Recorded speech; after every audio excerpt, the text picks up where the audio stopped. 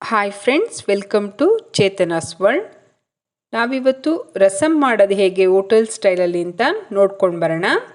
ಇದಕ್ಕೆ ಬೇಕಾಗಿರೋ ಇಂಗ್ರೀಡಿಯೆಂಟ್ಸು ನೋಡಿ, 4 ಟೊಮೆಟೊ ತೊಗೊಂಡಿದ್ದೀನಿ. ದೊಡ್ಡ ಸೈಜ್ದೆ 4 ಟೊಮೆಟೊ ತೊಗೊಂಡಿದ್ದೀನಿ.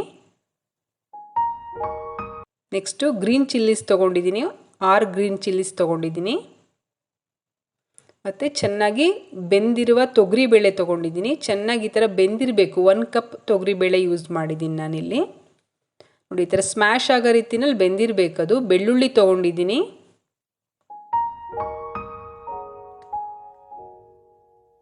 ನೆಕ್ಸ್ಟು ಉಪ್ಪು ತೊಗೊಂಡಿದ್ದೀನಿ 1 table spoon, sambar powder 1 tea spoon, ಅರಿಶಿನ ಅರ್ಧ ಟೀ ಸ್ಪೂನ್, ಜೀರಿಗೆ 1 ಟೀ ಸ್ಪೂನ್, ಮೆಣಸು ತೊಗೊಂಡಿದ್ದೀನಿ ಮತ್ತು ಸಾಸಿವೆ ಯೂಸ್ ಮಾಡಿದ್ದೀನಿ. ಕರಿಬೇವು ತೊಗೊಂಡಿದ್ದೀನಿ ಫ್ರೆಶ್ ಆಗಿರೋದು, ಮತ್ತು ಕೊತ್ತಂಬರಿ ತೊಗೊಂಡಿದ್ದೀನಿ. ಕರಿಬೇವು ಆದಷ್ಟು ಫ್ರೆಶ್ ಇದ್ದರೆ ತುಂಬ ಚೆನ್ನಾಗಿರುತ್ತೆ. ನೋಡಿ, ಒಂದು ಬೌಲ್ಗೆ ನಾನು 2 ಗ್ಲಾಸ್ ನೀರು ಯೂಸ್ ಮಾಡ್ತಾಯಿದ್ದೀನಿ, ಹಾಕ್ತಾಯಿದ್ದೀನಿ. ಇದಕ್ಕೆ 1 ಟೇಬಲ್ ಸ್ಪೂನ್ ಕಲ್ಲುಪ್ಪು ಯೂಸ್ ಮಾಡ್ತಾಯಿದ್ದೀನಿ. ನೆಕ್ಸ್ಟು ಅರ್ಧ ಟೀ ಸ್ಪೂನ್ ಅರಿಶಿಣ ಹಾಕ್ತೆ. ಟೊಮೆಟೊನ ನೋಡಿ ಈ ಥರ ಕಟ್ ಮಾಡಿ ಇಟ್ಕೊಂಡಿರಬೇಕು. ಉದ್ದುದ್ದಕ್ಕೆ ಕಟ್ ಮಾಡಿರ್ಬೇಕು. ಟೊಮೆಟೊನ ತಿನ್ ಸ್ಲೈಸ್ ಆಗಿ ಕಟ್ ಮಾಡಿರಬೇಕು. ಇದನ್ನು ಆ ನೀರಿಗೆ ಹಾಕ್ಬಿಟ್ಟು ನೋಡಿ, ಚೆನ್ನಾಗಿ ಕೈಯಲ್ಲಿ ಈ ಥರ ಚೆನ್ನಾಗಿ ಸ್ಕ್ವೀಸ್ ಮಾಡಿ ಅದನ್ನು, ಆ ಟೊಮೆಟೊದೇನು ಕಂಟೆಂಟ್ ಇದೆ ಅದು ನೀರಿಗೆ ಬಿಟ್ಕೋಬೇಕು. ಅಲ್ಲಿವರೆಗೂ ಚೆನ್ನಾಗಿ ಸ್ಕ್ವೀಸ್ ಮಾಡಬೇಕು. ನೋಡಿ, ಈ ಥರ ನೀವೆಷ್ಟು ಸ್ಕ್ವೀಸ್ ಮಾಡ್ತೀರೋ ಅಷ್ಟು ರುಚಿ ಬರುತ್ತೆ. ಇದೇ ಮೇಯ್ನ್ ಇದಕ್ಕೆ ಟ್ವಿಸ್ಟು ಈ ರಸಮ್ಗೆ. ನೀವು ಮಿಕ್ಸಿಗೆ ಹಾಕಿದ್ರೆ ಈ ಥರ ರುಚಿ ಬರಲ್ಲ. ನೋಡಿ, ವಿಭಿನ್ನವಾಗಿ ಬರುತ್ತೆ ಈ ಥರ ಮಾಡೋದ್ರಿಂದ ರಸಮ್ಮು. ಈ ಸ್ಟೆಪ್ ಅಂತೂ ಸ್ಕಿಪ್ ಮಾಡಬೇಡಿ. ನಾನು ಇದರಲ್ಲಿ ಒಂದು 80% ಟೊಮೆಟೊನ ತೆಗೆದುಬಿಟ್ಟಿದ್ದೀನಿ ಸ್ಕ್ವೀಸ್ ಮಾಡಿ. ಒಂದು 20% ಮಾತ್ರ ಅದರಲ್ಲಿ ಬಿಟ್ಟಿದ್ದೀನಿ. ಯಾಕಂದರೆ ತುಂಬ ಟೊಮೆಟೊ ಇದ್ರೂ ಚೆನ್ನಾಗಿ ಅನಿಸಲ್ಲ ತಿನ್ನಬೇಕಾದ್ರೆ. ಚೆನ್ನಾಗಿ ಸ್ಕ್ವೀಸ್ ಮಾಡಿ ಟೊಮೆಟೊನ ತೆಗೆದುಬಿಡಬೇಕು ಒಂದು 80%. ನೋಡಿ, ಚೆನ್ನಾಗಿ ಬೆಂದಿತ್ತಲ್ಲ ಬೇಳೆ, ತೊಗರಿ ಬೇಳೆ, ಅದನ್ನು ಆ್ಯಡ್ ಮಾಡ್ತಾಯಿದ್ದೀನಿ. ಅದ್ರ ನೀರು ಕೂಡ ನಾನು ಎತ್ತಿಟ್ಕೊಂಡಿದ್ದೀನಿ ತೊಗರಿಬೇಳೆದು. ಯಾಕಂದರೆ ನೆಕ್ಸ್ಟ್ ನಾವು ಒಗ್ಗರಣೆ ಮಾಡಿದ್ಮೇಲೆ ಅದು ಉಪಯೋಗಕ್ಕೆ ಬರುತ್ತೆ. ನೋಡಿ, ಒಂದು ಮಿಕ್ಸಿ ಜಾರ್ಗೆ ನಾನು ಬೆಳ್ಳುಳ್ಳಿ ಆ್ಯಡ್ ಮಾಡ್ತಾಯಿದ್ದೀನಿ, ಜೀರಿಗೆ ಹಾಕ್ತಾಯಿದ್ದೀನಿ, ನೆಕ್ಸ್ಟು ಮೆಣಸು ಹಾಕ್ತಾಯಿದ್ದೀನಿ ಮತ್ತು ಕರಿಬೇವು ಆ್ಯಡ್ ಮಾಡ್ತಾಯಿದ್ದೀನಿ. ಇದನ್ನು ತರಿಯಾಗಿ ಪೇಸ್ಟ್ ಮಾಡ್ಕೋಬೇಕು.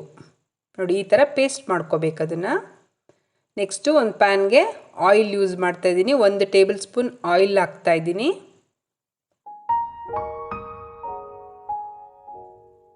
ಆಯಿಲ್ ಬಿಸಿ ಆದಮೇಲೆ 1 ಟೀ ಸ್ಪೂನ್ ಸಾಸಿವೆ ಹಾಕ್ತಾಯಿದ್ದೀನಿ. ನೆಕ್ಸ್ಟು ಕರಿ ಲೀಫ್ ಹಾಕ್ತಾಯಿದ್ದೀನಿ.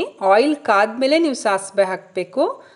ಈ ಥರ ಆಯಿಲ್ ಕಾದ್ಮೇಲೆ ನೀವು ಹಾಕೋದ್ರಿಂದ ರಸಮ್ದು ಫ್ಲೇವರು ತುಂಬ ಚೆನ್ನಾಗಿ ಬರುತ್ತೆ. ನೆಕ್ಸ್ಟ್ ಆ ಟೊಮೆಟೊ ಇನ್ನೂ ನಾವು ಸ್ಕ್ವೀಸ್ ಮಾಡಿ ಎತ್ತಿಟ್ಕೊಂಡಿದ್ವಲ್ಲ ಬೇಳೆ ಎಲ್ಲ, ಅದನ್ನು ಆ್ಯಡ್ ಮಾಡೋಣ. ನೆಕ್ಸ್ಟು ಗ್ರೀನ್ ಚಿಲ್ಲೀಸ್ ಹಾಕ್ತಾಯಿದ್ದೀನಿ. ಈ ಥರ ಸ್ಪ್ಲಿಟ್ ಮಾಡಿ ಇಟ್ಕೊಂಡಿರಬೇಕು. ಗ್ರೀನ್ ಚಿಲ್ಲಿ ಒಳ್ಳೆ ಟೇಸ್ಟ್ ಕೊಡುತ್ತೆ ನಿಮಗೆ ಗ್ರೀನ್ ಚಿಲ್ಲಿ ಹಾಕೋದ್ರಿಂದ. ಹೋಟೆಲ್ಸಲ್ಲಿ ನೋಡಿ, ಅವರು ಗ್ರೀನ್ ಚಿಲ್ಲೀಸ್ ಯೂಸ್ ಮಾಡಿರ್ತಾರೆ, ಅದಕ್ಕೆ ಆ ರುಚಿ ಬರೋದು. ನೆಕ್ಸ್ಟು ನಾವು ಬೆಂದಿರೋ ಬೇಳೆ ನೀರು ಇಟ್ಕೊಂಡಿದ್ವಲ್ಲ, ಅದನ್ನು ಕೂಡ ಆ್ಯಡ್ ಮಾಡೋಣ. ಆ್ಯಡ್ ಮಾಡಿ ಚೆನ್ನಾಗಿ ಬಾಯ್ಲ್ ಆಗಬೇಕಿದು.